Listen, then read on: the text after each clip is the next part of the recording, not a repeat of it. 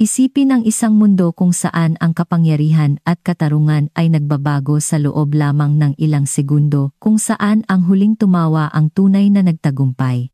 Ito ang kwento ng isang napakatalinong babae, na pagkatapos ng maraming taon ng pagsisikap sa ibang bansa ay bumalik sa sariling bayan taglay ang isang perpektong plano. Isang ehekutibo na umakyat sa mga ranggo sa mapagkumpetensyang mundo ng negosyo at ngayoy humaharap sa pinakamalaking hamon ng kanyang karera ang makapasok sa kumpanyang minsan ay binaliwala ang kanyang talento. Ngunit sa pagkakataong ito taglay niya ang lahat ng alas, kung saan ang walang awang ambisyon ng isang tao ay haharap sa estratehikong isip ng isang determinadong babae, ang mga kahihinatnan ay maaaring maging mapaminsala. Samahan kami sa salaysay na ito kung saan ang kapalaran ay kumukuha ng hindi inaasahang liko at kung saan natutunan natin na ang panlabas na anyo ay mapanlinlang lalo na kung minamaliit mo ang taong nakatayo sa iyong harapan. Ang maningning na sinag ng araw sa umaga ay sumisilip sa eleganteng mga kurtina ng kondominium ni Sofia de la Cruz, sa eksklusibong lugar ng Bonifacio Global City BGC Taguig. Sa edad niya si Sofia ay sagisag ng propesyonal na tagumpay. Ang kanyang kulay kastanyas na buhok ay perpektong ayos, ang kanyang three-piece suit ay walang bahid-dunggis at ang kanyang mapanuring tingin ay sumasalamin sa mga taon ng karanasan sa internasyonal na negosyo. Tiningnan niya ang kanyang sarili sa salamin, inaayos ang kuwintas na perlas ng kanyang ina, isang relikya ng pamilya. Ang araw na ito ay hindi pangkaraniwan. Pagkatapos ng 15 taon na nagtatrabaho sa mga multinational company sa Singapore at Silicon Valley, bumalik siya sa kanyang bansang sinilangan, ang Pilipinas, na may napakalinaw na layunin. Ngayon magsisimula ang lahat, bulong niya sa sarili sabay kuha ng kanyang Italian leather briefcase. Nag-vibrate ang kanyang telepono, may text message mula kay Miguel Gonzalez, ang kanyang abogado at matalik na kaibigan. Handa na ang lahat ayon sa plano. Lumagda ang board kagabi, opisyal ka ng chief shareholder. Good luck ngayong araw, Miguel. Isang bahagyang ngiti ang lumabas sa kanyang labi. Wala ni isa man sa grupo Innovatech Git, isa sa mga pangunahing tech consulting firm ng Pilipinas, ang nakaalam na ang babaeng darating ngayong araw para sa isang interview bilang simpleng kandidato para sa isang mid-level position ay siya pala ang bago nilang may-ari. Ibinaba siya ng taxi sa harap ng kahangahangang gusali na gawa sa salamin at asero sa Ayala Avenue, Makati. Bumuntong hininga siya ng malalim bago pumasok. Hindi ito kaba kundi ang kalmadong pagtanggap bago ang isang perpektong na planong bagyo. Magandang umaga.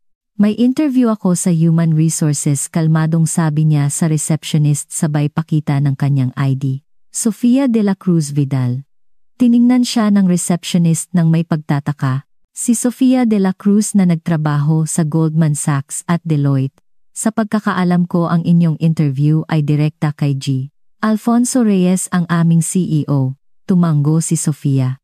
Gaya ng inaasahan, sapat ang atensyon na nakuha ng kanyang resume para si Reyes mismo ang magpasiyang makipagkita sa kanya. Ang taong iyon mismo na 17 taon na ang nakalipas noong siya ay isang bagong graduate ang marahas na nagbasura sa kanya, na nagsasabing wala siyang potensyal at hinding-hindi siya magtatagumpay sa negosyong ito. Habang umaakyat sa elevator patungo sa executive floor, malinaw niyang naalaala ang araw na iyon.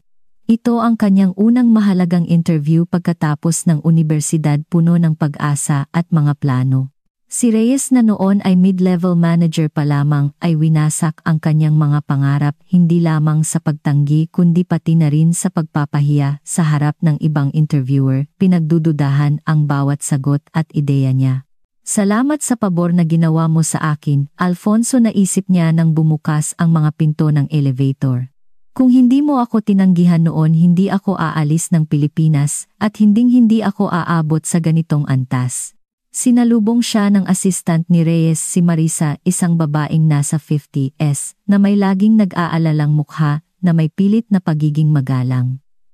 Tinatapos lang po ni G. Reyes ang isang tawag. May maialok po ba akong anuman habang naghihintay kayo? Tubig na lang, salamat, sagot ni Sofia sabay upo at maingat na inobserbahan ang opisina. Walang gaanong nagbago mula noong huli siyang dumalaw.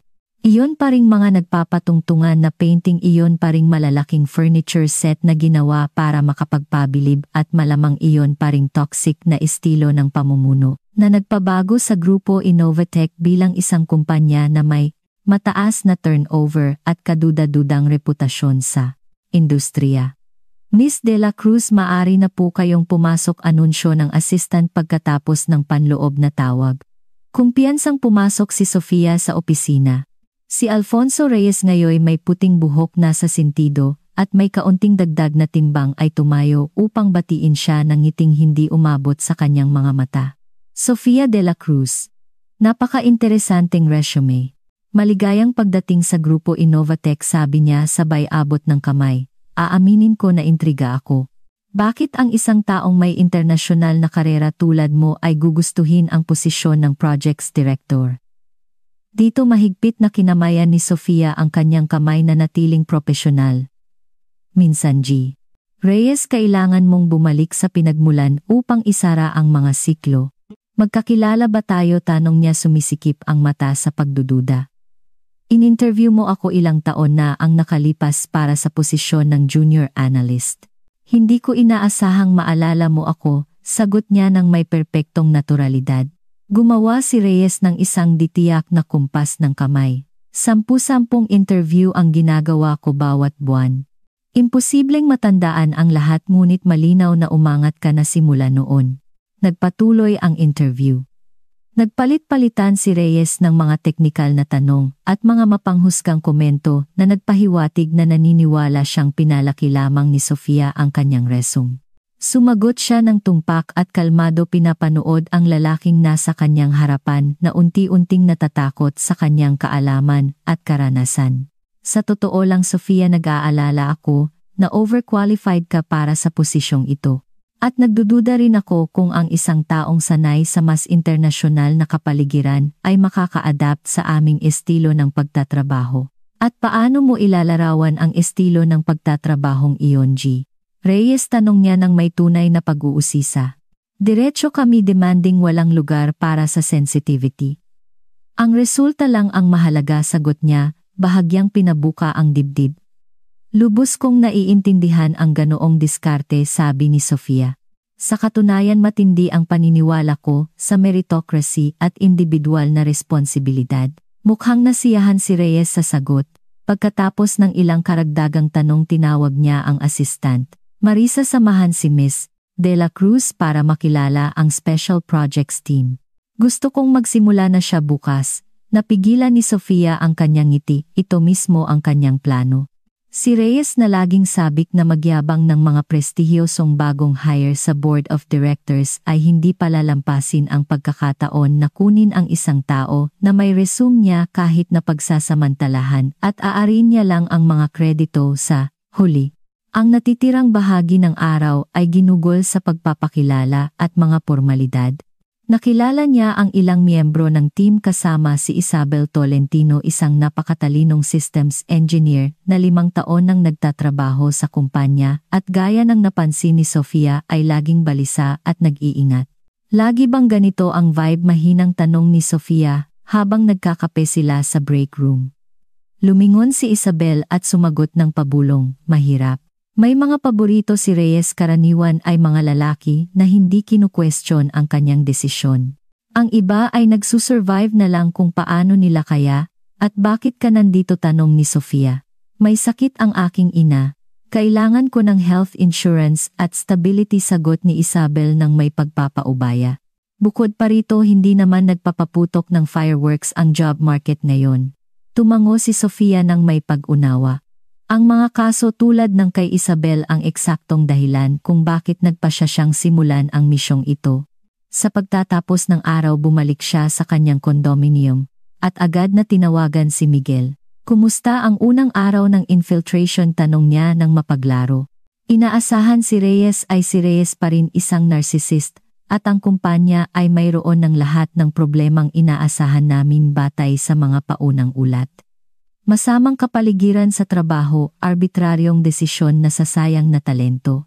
At kailan mo balak ibunyag ang iyong pagkakakilanlan bilang may-ari? Nagbuhos si Sofia ng isang baso ng red wine. Bago sumagot, hindi pa ito ang tamang panahon. Kailangan kong obserbahan ang operasyon mula sa loob, idokumento ang lahat.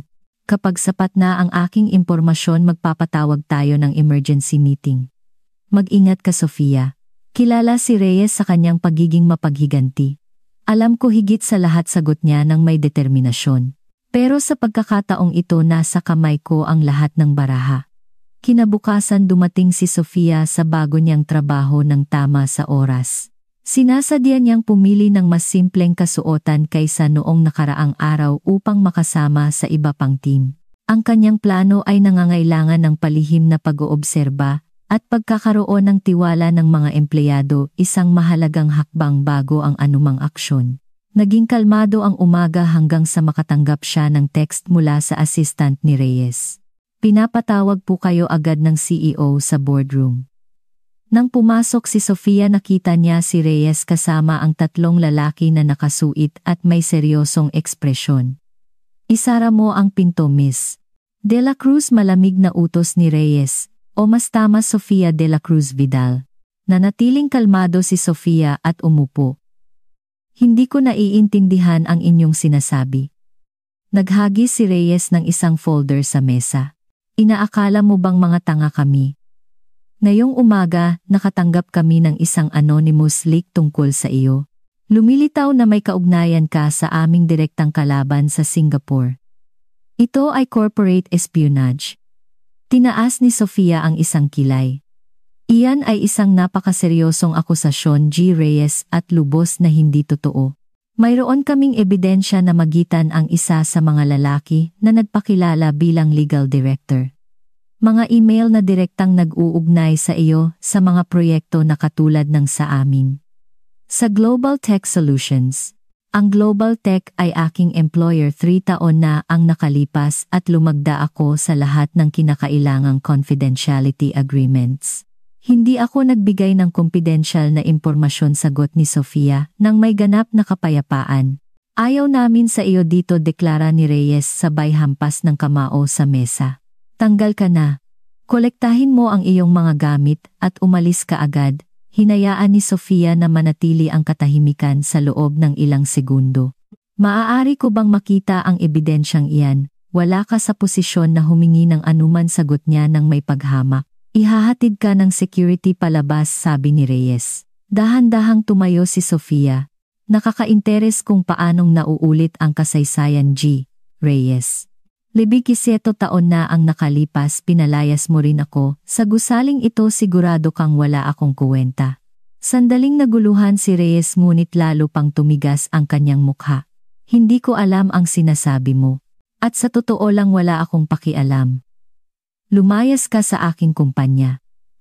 Iyan mismo ang problema, sabi ni Sofia nang may tahimik na ngiti. Hindi ito ang iyong kumpanya. Kinuha niya ang isang selyadong sobre mula sa kanyang handbag at inilapag sa mesa. Ito ay para sa inyo, G. Reyes. Isang opisyal na abiso mula sa Board of Directors tungkol sa mga pagbabago sa shareholding structure ng Grupo Innovatech.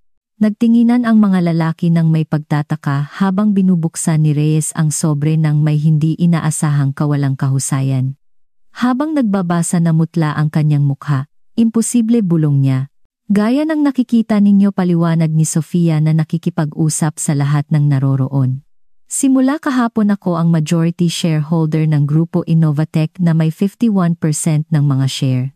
Nagpasya ang mga dating may-ari na ibenta ang kumpanya pagkatapos ng mga nakakadismayang resulta sa huling 3 fiscal year.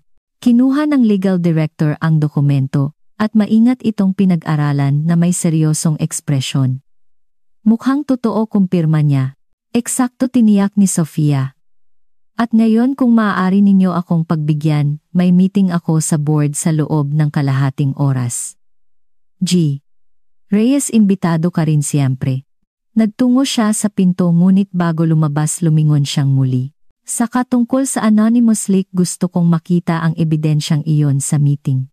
Ang paggawa ng ebidensya para tanggalin ang mga empleyado ay isang napakaseryosong bagay na maaaring magkaroon ng legal na kahihinatnan. Umalis siya sa silid sa ganap na katahimikan, alam niyang nagdulot siya ng isang tunay na lindol sa loob ng grupo Innovatech. Sa kanyang paglalakad patungo sa elevator, ilang empleyado ang tumingin sa kanya nang may pag-uusisa. Ang balita ay kumalat sa kumpanya tulad ng apoy sa loob lamang ng ilang minuto. Sa elevator, pinahintulutan ni Sofia ang kanyang sarili ng ilang segundo upang huminga ng malalim. Ang komprontasyon ay matindi, ngunit simula pa lamang iyon. Hindi siya dumating para sa isang maliit na paghihiganti, kundi upang baguhin ang isang kumpanya na may potensyal na sinira ng toxic na pamumuno. Ang pangunahing boardroom ay nasa pinakataas na palapag ng gusali na may panoramic view ng Makati. Nang pumasok si Sofia, 7 tao na ang nakaupo sa paligid ng mesa na gawa sa kahoy na oak. 5 miyembro ng board, si Miguel Gonzales bilang kanyang legal representative at isang notary public. Mga ginoo, mga ginang, magandang hapon, kumpiyansang bati niya. Salamat sa inyong pagdalo sa emergency meeting na ito. Umupo siya sa dulo ng mesa, ang tradisyonal na lugar ni Reyes. Pagkaraan ng ilang minuto, biglang pumasok si Reyes sa silid kasama ang legal director at isa pang lalaki na nakilala ni Sofia bilang si June Malabanan, ang Chief Financial Officer. Ano ang ibig sabihin nito? Tanong ni Reyes, halatang hindi pa rin nakakabawi sa pagkagulat. Paano nangyaring walang sinuman ang nag-abiso sa akin tungkol sa pagbebenta, G? Reyes, pakiusap, umupo kayo. Itinuro ng chairman of the board, isang lalaking may puting buhok na nagngangalang Ricardo Carding Magsaysay. Sa ilalim ng batas, ang mga shareholder ay may karapatang malayang ipagbili ang kanilang mga stake nang hindi nangangailangan ng iyong pahintulot, patuloy niya. Ngunit mayroon kang right of first refusal. Ito ay nakasaad sa bylaws at nasunod. Binigyan ka ng abiso 3 buwan na ang nakalipas, nagpapaalam tungkol sa intensyon ng pagbebenta at nag-aalok ng unang karapatang bumili na magitan si Miguel. Namutla si Reyes, naaalala ang dokumento na ibinasura niya nang hindi binabasa ng buo, sigurado na walang magbabayad ng hinihinging presyo para sa mga share ng isang kumpanya na bagaman kumikita ay hindi naman nasa pinakamahusay na posisyon. Ito ay isang konspirasyon, bulalas niya sa huli sabay bagsak sa upuan. Sino ka talaga? Tanong niya, nakatingin kay Sofia ng may paghamak. Gaya ng sinabi ko, nagkakilala tayo. 17 taon na ang nakalipas noong nag-apply ako para sa isang posisyon sa kumpanyang ito. Hindi mo lang ako tinanggihan na lubos na maiintindihan, kundi pinalabas mo rin akong walang kuwenta sa publiko na nagsasabing hindi ako magtatagumpay kailanman sa larangang ito. Nagkaroon ng bulungan sa silid, sumimangot si Reyes, sinusubukang alalahanin. Ang pagtangging iyon ang nagtulak sa akin na maghanap ng mga oportunidad sa labas ng Pilipinas, patuloy ni Sofia. Nagsikap ako umangat, nag-ipon at nag-invest ng matalino at laging alam kong babalik ako balang araw, hindi para maghiganti, kundi para patunayan sa sarili ko na tama ako tungkol sa aking potential. Tumayo siya at dahan-dahang lumakad sa paligid ng mesa. Ang aking layunin ay magtrabaho sa kumpanya bilang isang empleyado ng hindi bababa sa 1 buwan bago ibunyag ang aking pagkakakilanlan.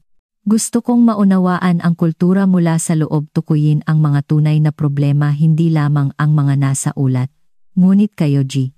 Reyes, ang nagpabilis ng proseso sa paggawa ng maling akusasyon upang tanggalin ako. Wala akong ginawang mali, giit ni Reyes. Sumenya si Sofia kay Miguel na nagbigay ng mga kopya ng mga dokumento.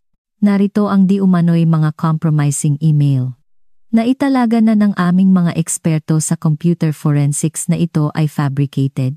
Hindi tugma ang mga petsa sa aking panahon ng pagtatrabaho sa Global Tech at malinaw na nagpapakita ang metadata ng mga pagbabago.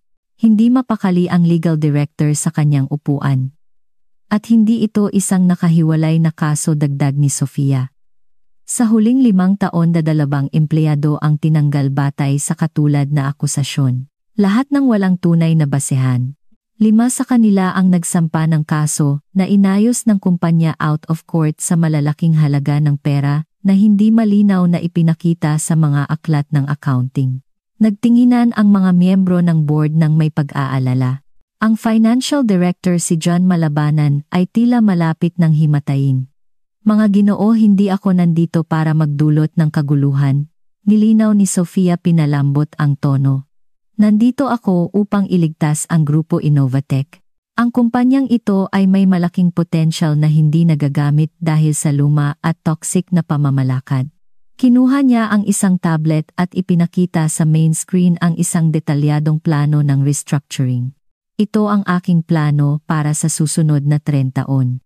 Kabilang dito ang isang kumpletong pag-update ng organizational culture, estratehikong pamumuhunan, sa tunay na innovation, hindi lang cosmetic change, at isang programa ng pagpapaunlad ng internal talent na gagawa sa atin bilang employer na tinitingala ng buong sektor. Sa loob ng susunod na oras inilatag ni Sofia ang kanyang vision para sa kumpanya nang may ganoong kalinawan at passion na maging ang ilan sa mga tradisyonal na kaalyado ni Reyes ay nagsimulang tumango sa pag-apruba. Nang matapos siya na mayani ang isang nagpapahayag na katahimikan sa silid, ang unang desisyon na kailangan nating gawin pagtatapos niya ay ang tungkol sa executive leadership. Opisyal kong iminumungkahi ang agarang pagtatanggal kay Alfonso Reyes bilang Chief Executive Officer. Mabilis at determinado ang pagboto. 6 na boto ang pabor, 1 ang tutol. Hindi man lamang nagkaroon si Reyes ng pagkakataong ipagtanggol ng maayos ang sarili. Hindi ito mananatiling walang kahihinatnan, banta niya sabay pulot ng kanyang mga papel. May mga maimpluwensyang kaibigan ako at network sa buong sektor, at ako rin, kalmadong sagot ni Sofia. Ngunit mas pinahahalagahan ng akin ang integrity kaysa sa kapangyarihan. Nang umalis si Reyes sa silid, nagbago ang kapaligiran. Tila nabawasan ang isang hindi nakikitang bigat. Miss De La Cruz, sa wakas ay nagsalita si Ricardo Magsaysay. Kailangan kong aminin, nagkaroon ako ng mga pagdududa tungkol sa pagbebenta, ngunit ang inyong presentasyon ay walang kamali-mali. Maari kang umasa sa aking suporta. Sinundan siya ng ibang miyembro ng board. Salamat sa tiwala, sagot ni Sofia. At ngayon kung maari ninyo akong pagbigyan, marami akong trabaho. Mabilis na kumalat ang balita ng pagbabago sa buong kumpanya tulad ng Gunpowder Trail. Sa hapon nagpatawag si Sofia ng General Assembly sa pangunahing auditorium. Mahigit 200 empleyado ang nagtipon, nag-aabang at nag-aalala. Magandang hapon sa lahat, simula ni Sofia. Ako si Sofia De La Cruz. Mula sa araw na ito ako ang bago ninyong CEO at majority shareholder ng Grupo Innovatech. Isang bulong ng pagtataka ang dumaan sa auditorium. Alam kong marami sa inyo ang nagtrabaho sa loob ng maraming taon sa isang mahirap na kapaligiran kung saan ang takot ang pangunahing kasangkapan ng pamamahala. Matatapos na iyan ngayon. Maikli niyang inilatag ang kanyang vision para sa kumpanya, binibigyang diin ang mga halaga tulad ng transparency, collaboration at pagkilala sa tunay na merit. Hindi ko inaasahang maniniwala kayo sa akin kaagad, pag-amin niya. Ang tiwala ay kinikita sa pamamagitan ng gawa, hindi ng salita, ngunit hinihiling ko na bigyan ninyo ako ng pagkakataong patunayan na posible ang pagbabago. Inanunsyo niya ang ilang agarang hakbang, pagsusuri ng lahat ng pagtatanggal sa huling 5 taon, pagpapatupad ng isang transparent na sistema ng pagtatasa, at paglikha ng mga confidential channel para sa mga reklamo tungkol sa pang-aabuso o irregularidad. At panghuli, sabi niya, gusto kong ipahayag na simula bukas, si Isabel Tolentino ang magiging bago nating Director of Technological Innovation. Si Isabel, na nakaupo sa bulwagan, ay halos mahulog sa upuan sa pagtataka. Ilang tao ang pumalakpak, alam ang kanyang talento na matagal nang binaliwala ng nakaraang pamunuan. Laging bukas ang pinto ng aking opisina, pagtatapos ni Sofia. Magkasama itatayo natin ang kumpanyang karapat-dapat nating lahat. Ang mga sumunod na araw ay naging matindi. Personal na nakipagkita si Sofia sa bawat departamento, nakikinig sa mga problema, nangangalap ng mga ideya, nagpapakita ng parehong mga problema at nakatagong talento. Natuklasan niya ang mga sistematikong kaso ng diskriminasyon, mga proyektong may potensyal na binaliwala dahil sa kapritso ng pamunuan, at maraming kawalang kakayahan na humahadlang sa paglago ng kumpanya. Isang linggo pagkatapos ng pagbabago ng pamunuan, dinalaw siya ni Miguel sa bago niyang opisina na mas simple at mas functional kaysa sa mapagmalaking lungga ni Reyes. Kumusta ang revolusyon, tanong niya nang nakangiti. May pagtutol pag-amin ni Sofia. Ang ilang lumang ehekutibo ay palihim na sinasabotahe ang mga pagbabago. Inaasahan ko na iyon. At ano ang gagawin mo? Bibigyan ko sila ng isang patas na pagkakataon na mag-adapt at kung hindi nila kaya o ayaw tutulungan ko silang umalis ng may dignidad. Hindi ako si Reyes. Hindi ko kailangang mang-insulto ng sinuman upang maramdaman na malakas ako. Tumango si Miguel ng may pag-apruba. Saka may nakita ang aming mga investigator na interesante tungkol sa personal na finance ni Reyes. Nagpakita siya ng mga dokumento na nagpapakita kung paano inilipat ng dating CEO ang pondo ng kumpanya sa mga personal na offshore accounts sa loob ng maraming taon sa pamamagitan ng mga huwad na kontrata sa mga non-existent na supplier. Iuulat ba nating ito, tanong ni Miguel? Tahimik na pinag-aralan ni Sofia ang mga dokumento pagkatapos ay sumagot. Kailangan muna nating tiyakin na ang lahat ng impormasyong ito ay nakuha ng legal at napatunayan. Hindi tayo lalaban sa korupsyon gamit ang mga kaduda-dudang pamamaraan. Pagkatapos gagawin natin ang tama para sa kumpanya at sa lahat ng empleyadong naapektuhan ng kanyang pamamahala. Samantala nagsimulang magpakita ng kapansin-pansing resulta ang mga pagbabago. Binuhay muli ni Isabel Tolentino ang isang AI project na ibinasura ni Reyes at ngayon nagpapakita ito ng malaking potensyal upang baguhin ang mga serbisyo ng kumpanya. Kapansin-pansing nagbago ang kapaligiran sa mga opisina. Kung saan dating may tensyon at bulungan ngayon ay malayang umiikot ang mga ideya at kusang collaboration. Maging ang mga pinakaskeptikal ay nagsimulang aminin na may isang bagay na fundamental na nangyari. Isang buwan pagkatapos niyang dumating, inorganisa ni Sofia ang kauna-unahang Open Innovation Day, kung saan maaaring magsumite ng mga ideya ang sinumang empleyado upang mapabuti ang mga produkto, serbisyo o panloob na proseso. Ang pakikilahok ay lumampas sa lahat ng inaasahan. Mahigit 50 proposal ang ipinasa, marami sa mga ito ay napakatalino. Nakikita mo ba ang lahat ng talentong ito, sabi niya kay Isabel sa panahon ng event. Lagi itong nandito. Kailangan lang ng espasyo upang maipahayag. Laging sinasabi ni Reyes na ang magagandang ideya ay maaari lamang magmula sa itaas, sagot ni Isabel. At ang mga empleyado ay para sa pagpapatupad, hindi para sa pag-iisip. Klasikong pagkakamali ng mga insecure na leader na isip ni Sofia. Natatakot silang ang pagkilala sa talento ng iba ay magpapababa sa kanilang sariling halaga. Ang transformation ng Grupo Innovatec ay nagsimulang makakuha ng atensyon sa industriya. Ilang mga specialized publication ang humingi ng interview kay Sofia na interesado sa biglaang pagbabago ng kurso ng isang kumpanya na matagal nang nauugnay sa creative stagnation. Sistematikong tumanggi siya, mas piniling panatilihin ang isang low profile hanggang sa mapatibay niya ang mga panloob na pagbabago. Kapag mayroon na tayong matibay na resulta, saka tayo mag-uusap, sabi niya sa kanyang communications team.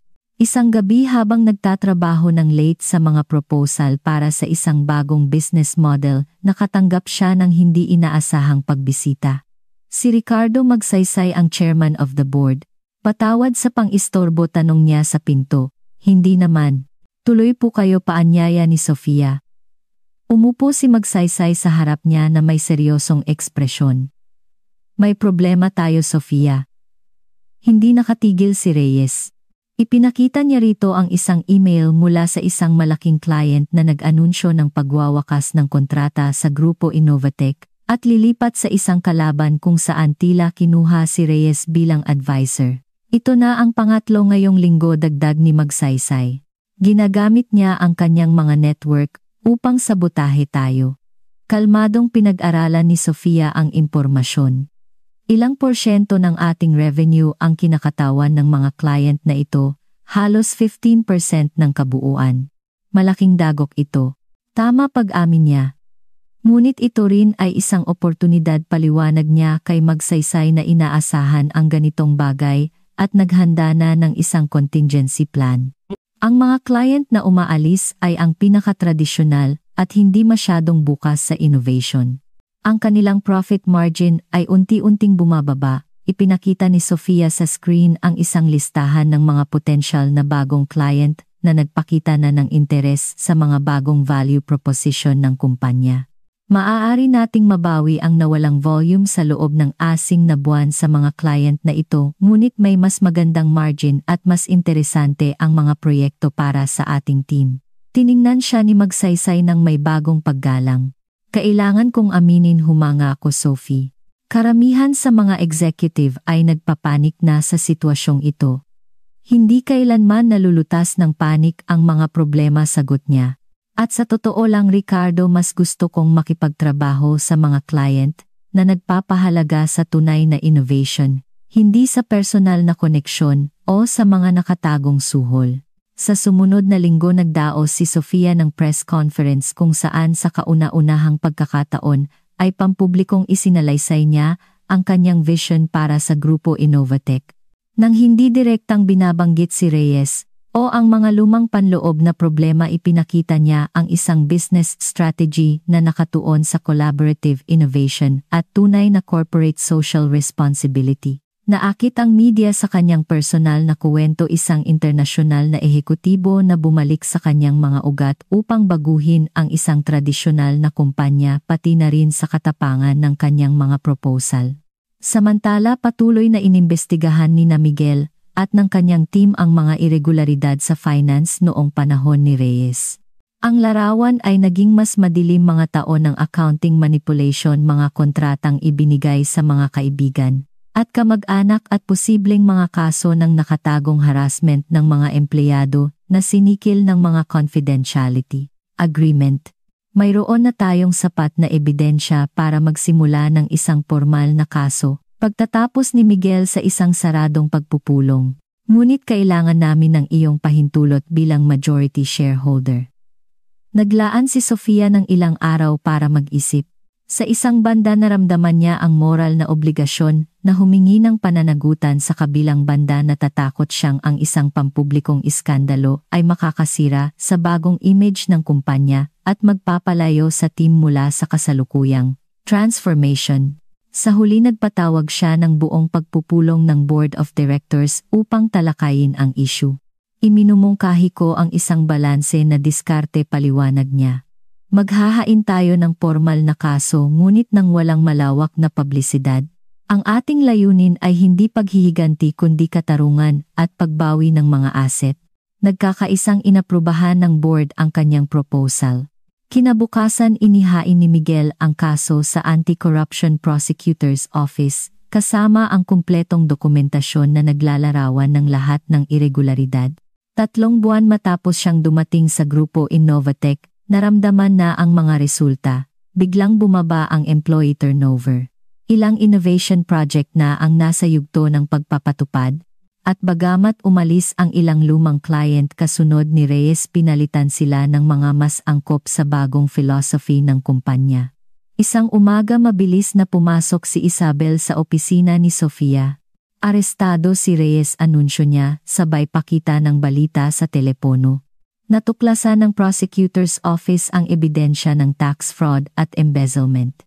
Tahimik na binasa ni Sofia ang balita. Hindi siya nakaramdam ng kagalakan o kasiyahan, kundi isang kakaibang pakiramdam ng pagiging kumpleto. Hindi ito maiiwasan, sabi niya sa huli. Walang sinuman ang makakatakas sa kahinatnan ng kanyang mga aksyon ng walang hanggan. Ano sa tingin mo ang susunod na mangyayari? Malamang ay isang mahabang proseso ng paglilitis, sagot ni Isabel. Ngunit hindi na iyon ang ating problema. Ang ating trabaho ay tumingin sa harap, hindi sa likod. Nang araw ding iyon, nakatanggap si Sofia ng hindi inaasahang tawag. Si June Malabanan, ang dating financial director na malapit na nagtrabaho kay Reyes at tahimik na umalis pagkatapos ng pagbabago ng pamunuan. Kailangan ko kayong kausapin, sabi niya nang nanginginig ang boses. Nagkasundo silang magkita sa isang coffee shop na malayo sa opisina. Nang dumating si Sofia, nakita niya ang isang lalaki na halatang nalulumbay, kinakabahan na tumitingin sa paligid. Salamat sa pagdating, simula ni Malabanan. Pagkatapos kong makita si Reyes sa balita, sa tingin ko, kailangan kong aminin ang lahat. Sa sumunod na oras isinalaysay ni Malabanan kung paano siya nang hindi sinasadya naging accomplice sa maraming irregularidad sa finance ni Reyes. Sa simula ito ay maliliit na accounting manipulation na maaaring bigyang katwiran bilang aggressive tax policy, ngunit sa paglipas ng panahon, naging mas sakim at hindi na nag-iingat si Reyes. Sinubukan kong umalis ng ilang beses, sabi ni Malabanan, nang nanginginig ang boses, ngunit laging nagbabanta siya na sisirain ang aking karera. Akusahan ako bilang mastermind kung sakaling lumabas ang lahat. Bakit mo ito sinasabi ngayon? Tanong ni Sofia. Dahil hindi ko na kayang mamuhay ng ganito. At dahil nakikita ko kung paano mo binabago ang kumpanya para sa ikabubuti. Gusto kong maging cooperative at panagutan ang aking mga aksyon. Mayroon akong mga dokumento na kailangang makita ng prosecutor's office. Maingat siyang tiningnan ni Sofia, naghahanap ng anumang senyales ng pagsisinungaling o manipulasyon.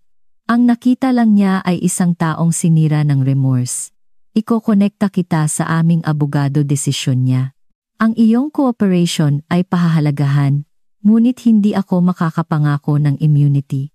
Ang katarungan ay kailangang magpatuloy sa sarili nitong landas. Tumango si Malabanan ng may pagsang-ayon. Naiintindihan ko, gusto ko lang gawin ang tama kahit huli na.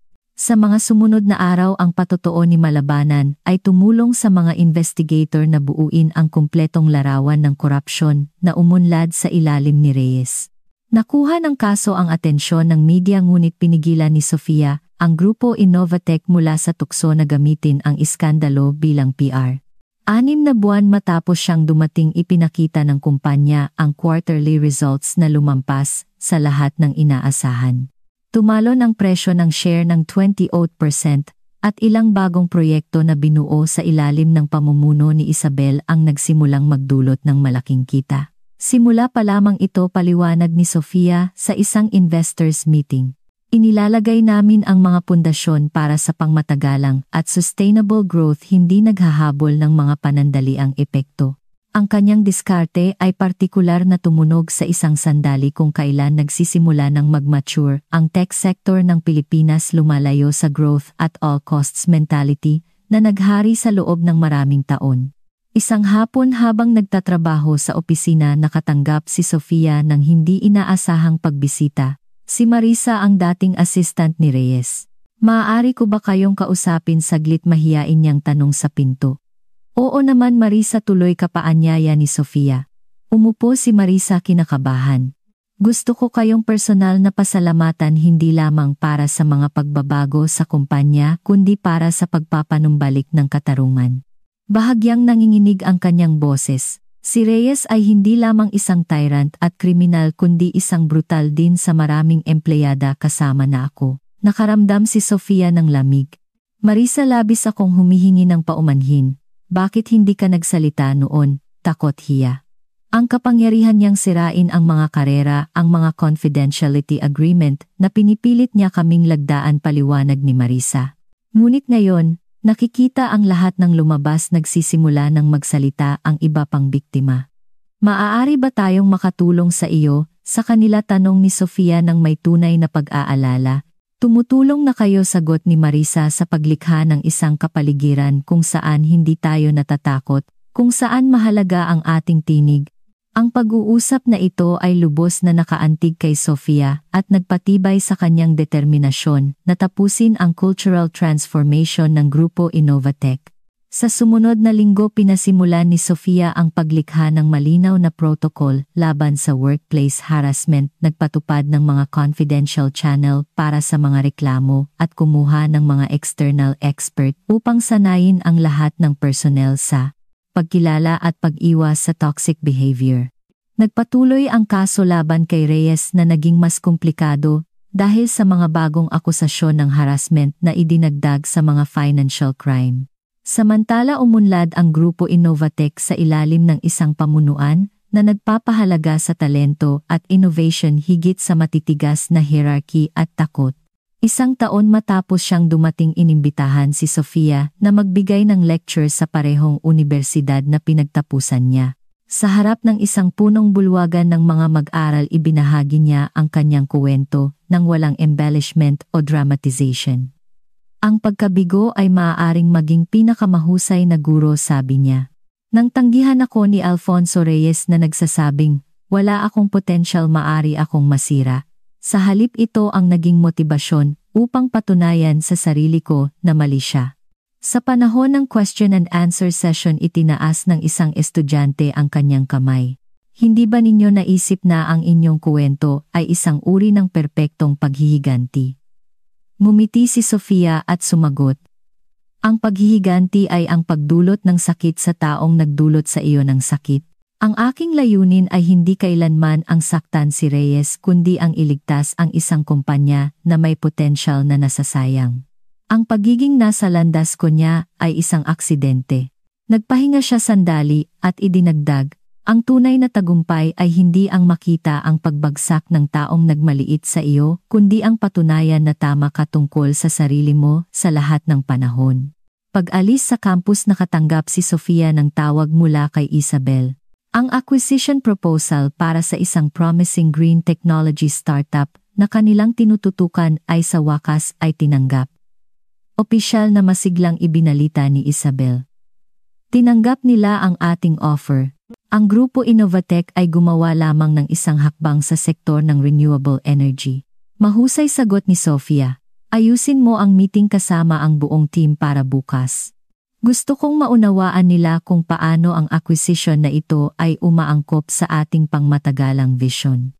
Ibinaba ang telepono. Nostalgic na tiningnan ni Sofia ang university campus na inaalala ang isang batang babae na may ambisyon, puno ng mga pangarap at kawalan ng katiyakan. Kung maari lamang niyang kausapin ang bersyon na iyon ng kanyang sarili, sasabihin niya, ang mga pagtanggi gaano man kasakit minsan ay nagtutulak sa atin sa mga hindi inaasahang landas na siya namang eksaktong lugar kung saan tayo dapat naroroon.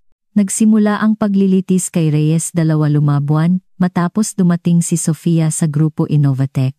Sa panahong iyon natapos na ng kumpanya ang transformation, nagiging isang leader sa technological innovation na may application sa mga tradisyonal na sektor. Tinawag si Sofia upang tumestigo. Pagpasok sa courtroom sa kauna-unahang pagkakataon ay nakita niya si Reyes pagkatapos ng kanilang komprontasyon. Mukha siyang mas matanda at talunan, isang anino ng mayabang na taong naaalala niya. Ang kanyang patuto ay maikli at propesyonal, nililimitahan ang sarili sa mga katotohanan nang walang pagtatangka na hamakin ang akusado. Nang sinubukan ng abogado ng depensa na ipahiwatig na ang investigation ay isang personal na paghihiganti ni Sofia, kalmado siyang sumagot. Kung ang aking layunin ay maghiganti, mas madali itong gawin kaysa sa pag-oorganisa ng isang tax and criminal investigation. Ang mga dokumento ay nagsasalita para sa kanilang sarili, at ang aking tanging pag-aalala ay at nananatiling ang kagalingan ng kumpanya at ng mga empleyado nito. Paglabas sa korte, pinalibutan siya ng ilang reporter na gustong makakuha ng sensational comment. Nilimitahan ni Sofia ang sarili sa pagsasabi, naniniwala ako sa katarungan ng Pilipinas at sa katotohanan na ang lahat ng katotohanan ay lilitaw. Ang Grupo Innovatech ay tumitingin sa hinaharap, hindi sa nakaraan. Pagbalik sa opisina, nakita niya si Isabel na may masayang balita. Ang kanyang proyekto sa application ng artificial intelligence para sa pagpapabuti ng energy efficiency ay nakakuha ng isang mahalagang European grant. Ito na ang pinakamataas na pagkilala hanggang ngayon, masiglang paliwanag ni Isabel. Nakikipagkumpetensya tayo sa mga tech giant mula sa buong Europa. Karapat-dapat katapat na sagot ni Sofia. Lagi mo nang taglay ang talento. Kailangan mo lang ng pagkakataong ipakita ito. Nang gabing iyon, habang kumakain ng mag-isa sa kanyang condominium, pinag-isipan ni Sofia ang kanyang landas. Hindi ito madali. Nagkaroon ng mga sandali ng pagdududa, hindi inaasahang pagtutol, mga krisis na kailangang lampasan. Ngunit ang kasiyahan na makita ang pagbabago ng kumpanya at ang pamumukadkad ng mga taong may talento na binigyan ng espasyo at pagkilala ay higit sa lahat ng hirap. Nagring ang kanyang telepono, may text mula kay Miguel. Ang verdict nagkasala sa lahat ng akusasyon, paghatol bukas. Itinabi ni Sofia ang telepono, hindi agad sumagot. Ang balita ay dapat na magdulot ng pakiramdam ng pagiging kumpleto at katarungan, ngunit hindi siya nakaramdam ng kagalakan o kasiyahan, kundi isang bagay na mas komplikado, isang uri ng mapag-isip na melancholy. Naisip niya kung paanong ang isang aksyon ng kayabangan at kalupitan ang kanyang nakakahiyang pagtanggi. Maraming taon na ang nakalipas ay naglunsad ng isang serye ng mga pangyayari na humantong sa sandaling ito. Hindi kailanman naisip ni Reyes na ang balisang batang babae na minamaliit niya ay babalik upang saksihan ang kanyang pagbagsak. Ang buhay ay may kakaibang pagkamalikhain, bulong niya na inaalala ang mga salita ng kanyang lola. Kinabukasan ipinahayag ang paghatol. 7 taon sa bilangguan para kay Reyes para sa prolonged fraud, embezzlement at tax crimes. Ang mga akusasyon ng harassment ay hiwalay na tiningnan. Ang balita ay halos hindi nagdulot ng alon sa mga opisina ng grupo Innovatech. Ang kumpanya ay sumulong nag-evolve na lagpas sa anino ng dati nitong direktor. 2 taon matapos siyang dumating, nagdaos si Sofia ng press conference upang mag-anunsyo ng isang mahalagang balita. Ang grupo Innovatech ay magsasama sa isang malaking French technology company na lilikha ng isa sa pinakamalakas na holding company sa sektor sa antas ng Europa. Ito ang climax ng ating transformation strategy, paliwanag niya sa harap ng mga kamera. Hindi ito ang katapusan kundi ang simula ng isang bagong yugto ng internasyonal na paglago. Ang mga termino ng deal ay napakabuti na nagpapakita ng pambihirang pagtaas ng halaga ng kumpanya sa ilalim ng kanyang pamumuno. Bilang bahagi ng kasunduan, papasok si Sofia sa board of directors ng bagong holding company at si Isabel Tolentino ang mamumuno sa Spanish subsidiary. Pagkatapos ng press conference, lumapit si Ricardo Magsaysay upang batiin siya. Noong binibili mo ang mga share, marami ang nag-isip na baliw kapag amin niya. Ang grupo Innovatech ay isang barko na walang timon. Ang narating mo sa maikling panahon ay hindi ka pani-paniwala. Ngumiti si Sofia. Hindi ako nagduda kailanman sa potensyal ng kumpanyang ito. Kailangan lang nito ng bagong direksyon. At ano ngayon, tanong ni Magsaysay. Ano ang susunod na hamon para kay Sofia de la Cruz? Lumingon siya, tinitingnan ang masiglang mukha ng kanyang team. Ang pagmamalaki sa mga mata ni Isabel, ang kumpiyansa na ngayon ay pumupuno sa bawat sulok ng kumpanya na iniligtas niya. Maraming kumpanya na may untapped potential sa wakas, ay sagot niya. At maraming Reyes na kailangang matuto na ang pamumuno ay hindi ang pagdulot ng takot kundi ang pagbibigay inspirasyon sa kadakilaan. Nang gabing iyon, habang nakatingin sa mga ilaw ng Makati, mula sa terrace ng kanyang condominium, nakatanggap si Sofia ng isang hindi inaasahang message. Si Marisa, ang dating assistant ni Reyes. Nalaman ko lang ang tungkol sa merger. Congratulations. Hinding-hindi ko malilimutan ang araw na pumasok kayo at binago ang aming buhay. May ilan sa amin na lumikha ng isang asosasyon upang tulungan ang mga biktima ng workplace harassment. Nais mo bang maging aming honorary patron? Agad na sumagot si Sofia. Isang karangalan sa akin. Umangkas kayo sa akin sa lahat ng kailangan. Ngumiti siya sa kanyang sarili. Marahil iyon ang pinakamahalagang tagumpay sa lahat. Hindi ang mga numero sa balance sheet, hindi ang presyo ng share, kundi ang mga buhay ng tao na binago salamat sa isang marangal at magalang na kapaligiran sa trabaho. Nagring muli ang telepono. Sa pagkakataong ito, si Miguel. Nakita mo ba ang balita? Tanong niya nang walang pasimula. Ang merger, syempre nandoon ako sa press conference. Hindi iyon. Binigyan si Reyes ng 3rd-degree parole dahil sa good behavior. Sa susunod na buwan siya ay mapapasailalim sa semi-open regime. Nanahimik si Sofia sandali bago sumagot. Nagawa ng katarungan ang bahagi nito. Nagbayad siya para sa kanyang mga krimen. Hindi sa akin ang humusga kung patas ang paghatol. Hindi ka ba nag-aalala na baka subukan niyang gumawa ng anuman laban sa iyo? Hindi niya kailanman inamin ang kanyang responsibilidad, laging ako ang sinisisi niya sa lahat. Wala nang kapangyarihan sa akin si Alfonso Reyes Miguel, at sa sinumang tao, at sa totoo lang matagal na siyang huminto na maging interesante sa akin.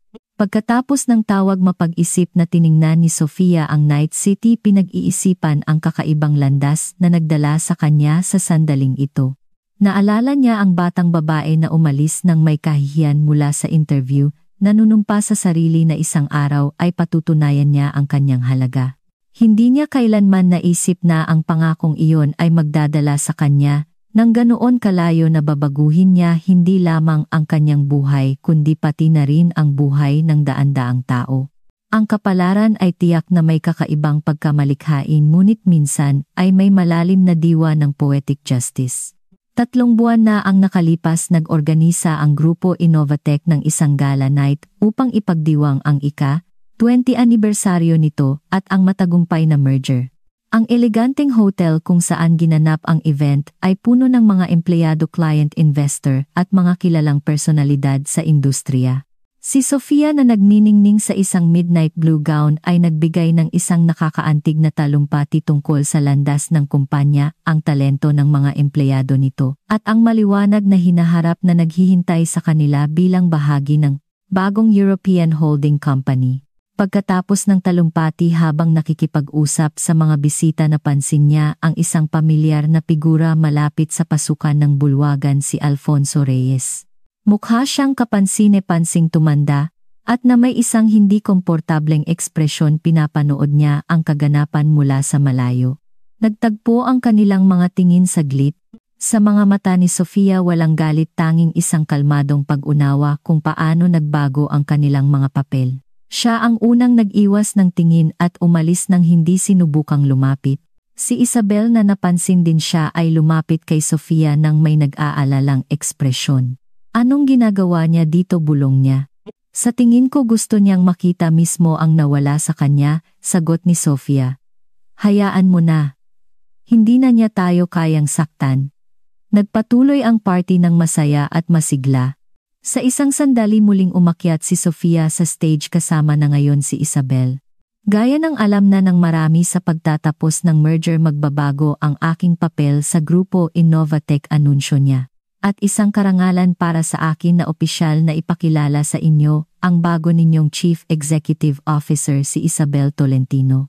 Ang palakpakan ay napakalakas. Si Isabel na halatang naantig ay yumakap kay Sofia bago kinuha ang mikropono. Salamat, Sofia, sa paniniwala sa akin noong hindi pa ako naniniwala sa aking sariling potential. At salamat sa inyong lahat sa tiwala. Nangangako akong susundin ang natatanging halimbawa ng pamumuno na ipinakita niya sa atin. Habang nagpapatuloy si Isabel sa kanyang talumpati, buong pagmamalaking nagmasid si Sofia mula sa gilid ng stage. Iyan ang tunay na tagumpay, hindi ang paghihiganti sa taong nagmaliit sa kanya, kundi ang paglikha ng isang espasyo kung saan ang talento at integrity ay pinahahalagahan. Higit sa lahat, ang siklo ay nakumpleto. Ang tinanggihang babae ay bumalik upang baguhin hindi lamang ang kumpanyang tumanggi sa kanya, kundi ang corporate culture sa kabuuan. Ngayon ipinasa niya ang sulo sa isa pang napakatalinong babae na kung wala ang kanyang pamamagitan, ay maaaring hindi kailanman nagkaroon ng pagkakataon na magpakita ng kanyang sarili. Sa sumunod na cocktail, marami ang lumapit upang batiin siya, nagtatanong tungkol sa kanyang mga plano, sa hinaharap nag-aalok ng mga bagong oportunidad. Magalang na nakinig si Sofia, ngunit ang kanyang mga iniisip ay malayo na. Nagmumuni-muni siya tungkol sa mga bagong posibilidad at mga hamon kung saan maari siyang makagawa ng pagbabago. Lumapit ang isang reporter na may tanong na bumabagabag sa marami. Inaakala ba ninyo na ang inyong landas sa grupo Innovatech ay isang uri ng katuparan ng paghihiganti? Ngumiti si Sofia at sumagot, ang paghihiganti ay tumitingin sa nakaraan at naglalayong manakit. Ako ay laging tumitingin sa hinaharap at naglalayong lumikha. Ang ginawa namin dito ay hindi paghihiganti para sa isang lumang pagtanggi, kundi isang patunay na may isa pang paraan ng pamumuno ng paglikha ng halaga at ng pagtrato sa mga tao. Nagpahinga siya sandali at idinagdag, kung may natutunan man ako sa landas na ito ay ang tunay na tagumpay ay hindi kailanman nagmumula sa pagpapatunay ng isang bagay sa mga taong hindi naniwala sa iyo. Ito ay nagmumula sa pagiging tapat sa sarili mong vision at sa sarili mong mga halaga. Sa kabila ng lahat, Nang matatapos na ang party natagpuan ni Sofia ang kanyang sarili na nag-iisa sa terrace ng hotel nakatingin sa mga ilaw ng Makati. Sumama sa kanya si Ricardo Magsaysay nag-aalok ng isang baso ng champagne. Para sa isang siklo na nagsasara at para sa isang bago na nagsisimula, sabi ng veteran businessman. Para sa lahat ng Sofia at Isabel na darating pagkatapos natin, sagot niya, bahagyang hinawakan ang baso. Alam mo, mapag-isip na, sabi ni Magsaysay, 40 taon na ako sa negosyong ito. Nakakita ako ng mga napakatalinong executive, matapang na mga strategist, charismatic na mga leader, ngunit hindi ko kailanman nakita ang sinuman na nagbago ng isang kumpanya ng ganoon kalalim at kabilis tulad mo. Hindi lang ito ang aking merito, mapagkumbabang sagot ni Sofia. Ang potential ay nasa bawat taong nagtatrabaho nang may takot sa ilalim ng toxic leadership. Kailangan ko lang lumikha ng espasyo upang ang potential na iyon ay mamukadkad. Iyan mismo ang perspective na gumagawa sa iyo na pambihira, giit ni Magsaysay. Karamihan ay naghahanap ng personal na tagumpay. Ikaw ay naghanap ng kolektibong tagumpay. Tiningnan ni Sofia ang mga bituin sa itaas ng Makati at sumagot, marahil dahil natutunan ko sa aking sariling karanasan na ang tunay na kapangyarihan ay hindi ang dominahin ang iba, kundi ang bigyan sila ng kapangyarihan. 2 linggo na ang nakalipas, naghahanda si Sofia para sa kanyang biyahe patungong Paris, kung saan kukunin niya ang kanyang mga bagong responsibilidad sa board of directors ng grupo. Ang kanyang condominium ay halos walang laman. Karamihan sa kanyang mga gamit ay nakapack na o naibigay. Tumunog ang doorbell, si Isabel Tolentino dumating upang magpaalam. Sigurado ka na hindi kita kayang kumbinsihin na manatili, tanong niya, niyayakap si Sofia. Sigurado, sagot ni Sofia. Ito na ang iyong oras para sumikat nang wala ang aking anino. Saka kailangan ko ng mga bagong hamon. Kilala mo ako. Inabot ni Isabel ang isang maliit na package. Isang farewell gift mula sa buong team. Binuksan ito ni Sofia at nakakita ng isang magandang relo at isang card na may pirma ng daan-daang empleyado. Lubos siyang naantig ng mga salita ng pasasalamat. Binago mo ang mga buhay, sabi ni Isabel. At binago ninyo ang akin, tapat na sagot ni Sofia. Huwag ninyo itong kalilimutan. Pagkalipas ng ilang oras habang lumilipad ang eroplano patungong Paris, na alaala ni Sofia ang araw na iyon. 17 taon na ang nakalipas nang umalis siyang nahihiya sa opisina ng Grupo Innovatec, nanunumpa na isang araw ay patutunayan niya ang kanyang halaga. Hindi niya kailanman naisip na ang pangakong iyon ay magdadala sa kanya sa ganoong pambihirang landas at na ang kanyang pagbabalik ay magbabago ng napakaraming buhay, kasama na ang sa kanya. Ang kapalaran ay may misteryosong mga paraan upang tuparin ang ating pinakamalalim na hangarin, minsan sa paraang hindi natin inaasahan. At habang lumalayo ang Makati sa ilalim ng mga ulap ng ngiti, si Sofia de la Cruz inaasahan ang mga bagong horizon na nagbubukas sa kanyang harapan. Ang kanyang kuwento sa Grupo Innovatec ay natapos na, ngunit ang misyon na lumikha ng mga espasyo kung saan ang talento at integrity ay pinahahalagahan ay nagsisimula pa lamang. At ikaw, ano ang gagawin mo kung bibigyan ka ng pagkakataon na harapin ang mga taong hindi naniwala sa iyo? Hihingi ba ng paghihiganti o maghahanap ng transformation? Inaanyayahan kitang pag-isipan ang kuwentong ito at bigyan ito ng rating mula 1 hanggang 10. Nagustuhan mo ba? Saan mo pinapanood ang video na ito? Kung mayroon kang katulad na kuwento na nais mong ibahagi, iwanan ito sa mga comment. Ang iyong karanasan ay maaaring magbigay inspirasyon sa iba na gawing motibasyon ang pagtanggi upang makamit ang kanilang tunay na mga pangarap.